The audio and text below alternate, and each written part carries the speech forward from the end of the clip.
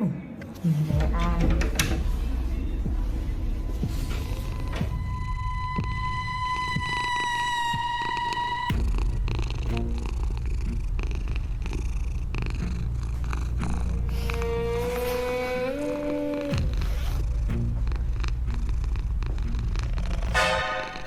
it's you again, Wybie.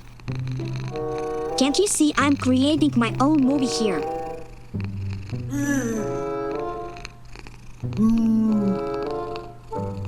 Fine, just sit tight and watch how my intro looks.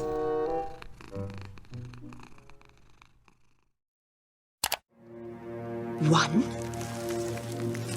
two, three! Hi everyone, I'm Coraline. And what you just saw isn't quite the beginning. My story is real about why it's a bad idea to move into some creepy old house in the middle of nowhere. You would think horror movies would teach us better. Anyway, here we go. Before moving to this new state, I had a fun, not a dull, boring life. I had friends, school, and everything was pretty awesome. But thanks to my parents' work, we had to leave it all behind. So, after moving into the Pink Palace, I went off to explore the grounds. I'd heard there was an abandoned well somewhere around. So naturally, I had to find it. I mean, what else I was supposed to do here? On my way, this snubby cat freaked me out. Well, yeah, if you stalk me, what else am I supposed to think? I'll admit, I was in a bit of mood that day, especially after Wybie splashed me with his gross, muddy moped. He lives next door. His grandma's the one who rented us this awful place. Our first meeting? Total disaster. I even started calling him "Why were you born?" because he wouldn't keep his nose out of my business. But at least he helped me find the old well. Then I went off to pester my mom. I almost fell down a well yesterday, Mom. Uh-huh. I would have died. That's nice. So, can I go out? I think it's perfect weather for gardening. No, Coraline, rain makes mud. Mud makes a mess. But Mom, I want stuff growing when my friends come to visit. Isn't that why we moved here? Something like that. But then, we had the accident. It wasn't my fault you hit that truck. I never said it was. Can't believe it. You and Dad get paid to write about plants, and you hate dirt. Coraline, I don't have time for you right now. And you still have unpacking to do. Lots of unpacking. Yeah, my mom doesn't do delicate. The way she says it, that's just the way it's gonna be. So, I went up to Dad's office to see if he'd take a break from his precious article and help me work in the garden. But nope, he was too busy. What? Can't he pause for 5 seconds to spend time with me? Why do I have to be the one bored to death? It's like we moved here for nothing. After hours of pleading, I thought my plan finally worked. But no, total false hope. Instead, he gave me the thrilling task, counting all the windows in the house. And not just that, oh no. Then I had to sort them by the color. Anything to keep me from dragging him outside and into the dirt. In the end, I gave up and left him to his very important work. But at least, when I came back downstairs, I heard there was a surprise waiting for me. Oh, some kid left this on the front porch. Hey, Jonesy, look what I found in Grandma's trunk. Look familiar? Wybie. Huh. A little me? That's weird. What's his name, anyway? Wybie. And I'm way too old for dolls. That creepy doll? It didn't bother me at all. But there was one weird thing that did interest me. A strange little door in the living room. It made me wonder, where does it go?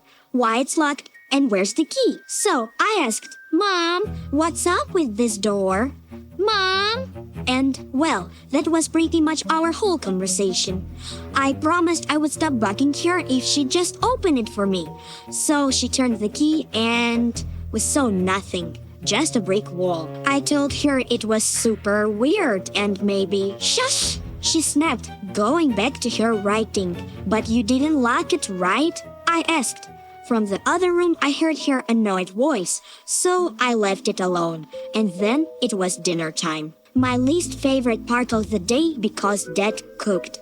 The food was absolutely disgusting. Not only did it look unappetizing, it was cold too. And the taste? Don't even get me started. Seriously? Is it normal to feed a kid gross stuff like broccoli? My mood was ruined, so I went to bed hungry. That night, I had a dream. Or maybe it wasn't a dream. In it, I heard the sounds of little mice scurrying around. I peeked under the bed, and just then, one darted past me and slipped out the door. I ran after it into the living room, where I saw it squeeze through that little door. Without a second thought, I opened it. And wow! Right away I felt a warm breeze, saw a faint glow, and there was this magical sort of tunnel. Naturally, I went right in. As I crawled through, my hands brushed against its soft walls. It just pulled me in with its strange beauty. Yeah, you are right. How could I fall for such cheap trick? Anyway, I finally made it to the end of tunnel and climbed out. But déjà vu. I was in the same apartment. Everything was set up just like at home, but different. Cleaner, cozier, and there was this amazing smell of food wafting in from the kitchen. I was starving, so I headed right in.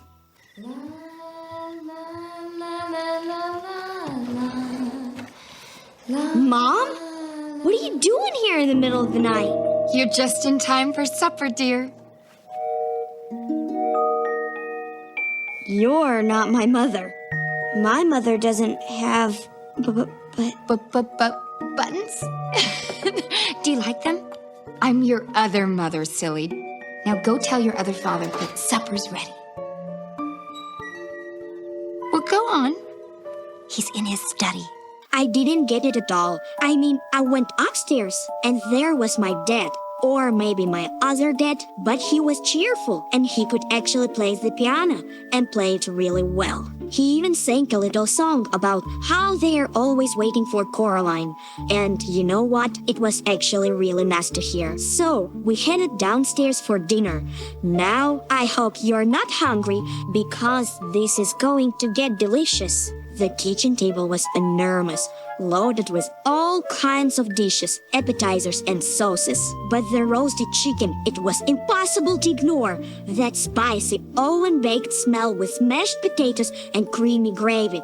Mamma mia, it was unbelievably tasty. And just for me, this chandelier lowered from the ceiling, and I poured myself a mango juice right from it. Home? We've been waiting for you, Coraline. For me.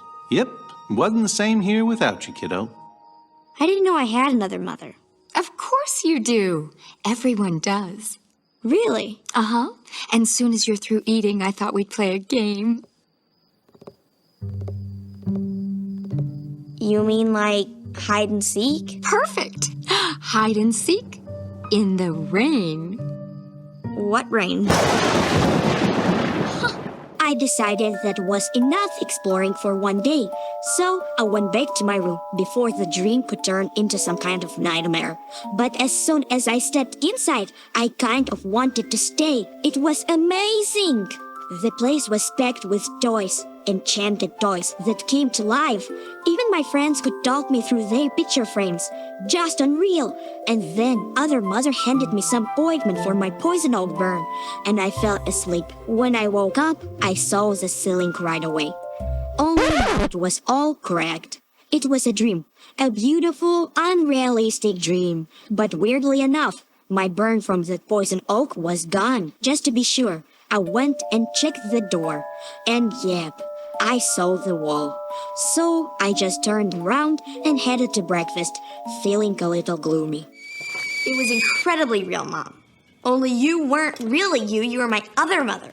Buttons for eyes, huh? Coraline, you only dreamed you ate all that chicken.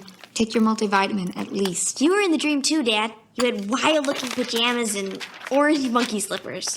Oh, orange. My monkey slippers are blue. Psst, Can you get me some of that magic mud you were talking about? Because I have a terrible case of writer's rash on my...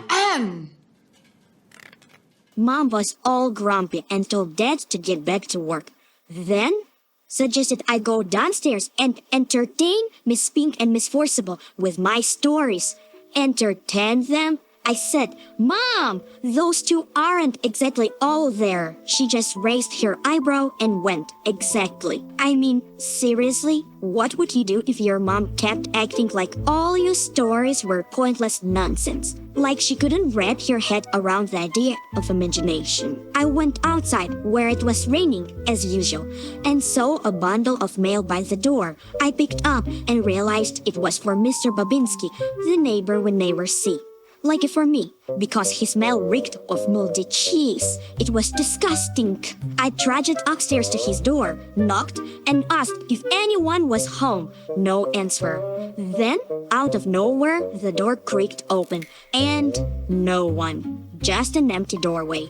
Suddenly, there was a weird noise behind me, and I felt chills all over. Yeah, I was pretty freaked out. And then he appeared, Bobinski, muttering something about it being a secret. He was upside down like a bed and slammed the door in my face. I jumped back. Seriously? Normal much? He told me his world-famous mouse circus wasn't ready yet. I was like, world-famous circus? Anyway, I didn't want to ask too many questions, so I just handed him his mail, and he had the nerve to act like I made up this whole plan with the mail just to see his mice performers. Like I hadn't heard one word about this mystery mice. I had so many questions, they barely fit in my head. Then he just goes, "Premiere soon," and leaves, calling me Coraline. What a weirdo! Mice, circuses, premieres. What's he even talking about? I yelled back, "It's Coraline," and left. But of course, he wasn't done yet. He practically leapt down after me. Didn't touch me, luckily. Then he told me his mice had a message for me, like he was their little translator. They wanted me to stay away from the little door. And yeah, I knew exactly what he meant, but I told him it was all bricked up anyway. He just shrugged and said his mice are kind of out of there too. He goes, "They keep calling you Coraline, not Caroline. Can you believe that? They're the ones who are out there. He is the one who out there." So, still baffled, I went to see Miss Pink and Miss Forcible. Oh, how nice to see you, Caroline. Would you like to come in? We're playing cards. Still Coraline, Miss Pink. Miriam, put the kettle on!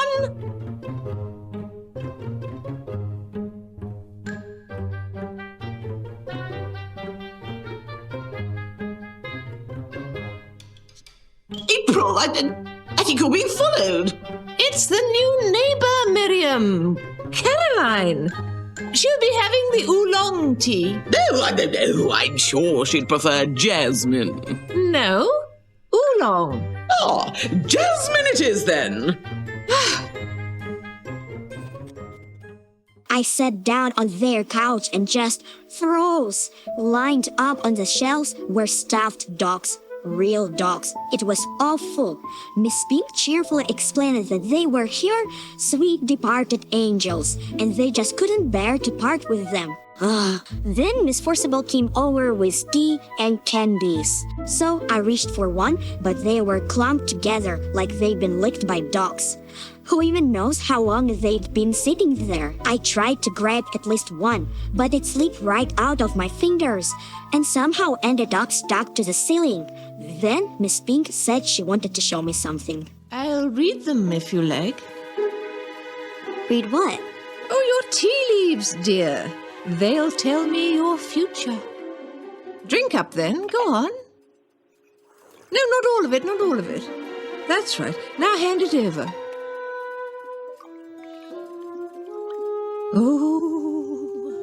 Oh, Caroline, Caroline, Caroline, Caroline. You are in terrible danger. Oh, give me that cup, April. Your eyes are going. My eyes? You're blind as a bat. Oh, now, well, not to worry, child. It's good news. There's a tall, handsome beast in your future. A what? Miriam, oh, really? You're holding it wrong. See? Danger! What do you see? I see a very peculiar hand. I see a giraffe. Giraffes don't just fall from the sky, Miriam. Oh, no. Well, what should I do? Never wear green in your dressing room. Acquire a very tall stepladder. And be very, very careful. Oh! Now, was there something you came to tell us? No, I guess not. Thanks for the tea, though. Toodaloo. Cherry-bye. Do you have any nice queens for Mummy? Danger. That word got stuck in my head. I wondered if that was what this was all about. But then I heard footsteps coming closer. Someone was following me. Was this the danger? Oh, no, it was just Wybie, the neighborhood stalker, sneaking around with his not-so-wild kitty. Well, then I decided to ask him about the gift. So, that doll, did you make it look like me? Oh, no. I found it that way. It's older than Grandma. Old as his house, probably. Come on. Blue hair, my swampers, and raincoat? Dang! Check out Slugzilla. You're just like them. Huh? I meant my parents. They don't listen to me either. Uh-huh. You mind? Ew.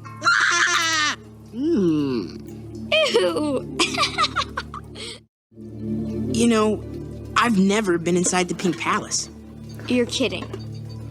Grandma'd kill me. Thinks it's dangerous or something. Dangerous.